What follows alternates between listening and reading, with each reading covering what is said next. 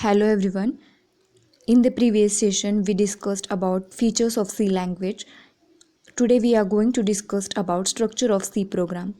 By structure we mean that any C program can return in this structure. Here is the figure which show basic structure of C program.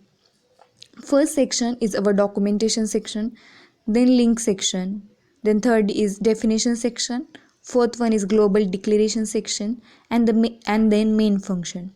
Main function again contains two parts. First is declaration and second is executable part, and our last section is subprogram. This is how structure of C program looks like. Now let's take a look one by one. So we have a first section is documentation section, or we can say comment section. So why this section is also known as comment section? Because in this section we can give comment to make program more interactive, or with the help of comment we convey program information and other details. But whatever we put in comment, compiler won't compile that part. That portion would not be displayed on output screen. In comment section there may be author name, who developed that program, date and time of development of program, or maybe brief description like what the program is all about, so that if anyone use your program in future or works on your code, then rather than looking entire code, you can simply understand with the help of documentation section that who developed this program and overall details of the program. Then our second section is link section. We simply use link section to declare all the header files that we are going to be used in the program. That means now compiler can link the header files to the system libraries. And why we need to write header files? So let's consider #include stdio.h is our header file, which means standard input output function. We use printf to display output and scanf to take input.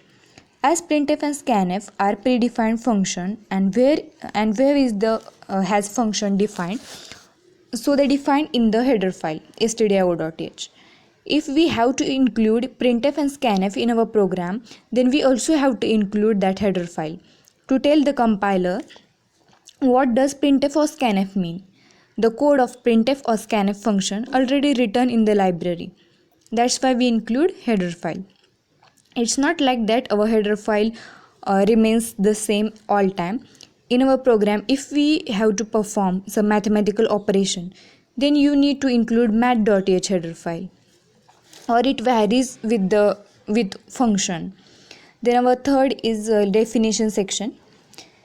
Definition section defines all symbolic constant. In C language, #define directive allows the definition of macros with your code. And this macro definition allows constant values that would be declared in your code. We can generally use this syntax when creating constant that are represent numbers, strings, or we can say expression.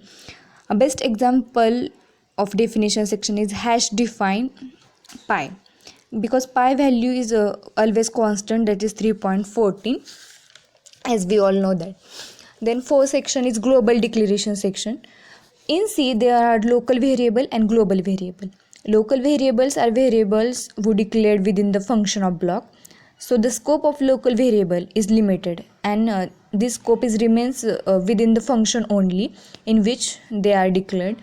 If we do certain change in the local variable, that does not affect the other functions. But when we talk about global declaration or global variable, once we declare globally, then we can use it in the whole program.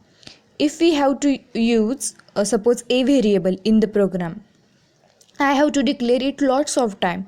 But when we declare this variable globally, then we can use it in every function throughout the program. Means variables that are used in more than one function are called as global variable. Then our fifth section, or this is main section. Main section is compulsory. Every C program must have one main function. This section contains two parts, declaration part and executable part. Declaration part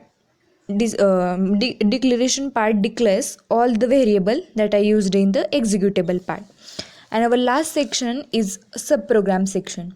Subprogram section contains all user defined functions that are used to perform a specific task. These user-defined functions are called in the main function. These user-defined functions are generally placed after the main function.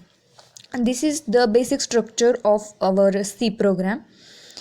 In the next video, I'll try to explain one basic program of C.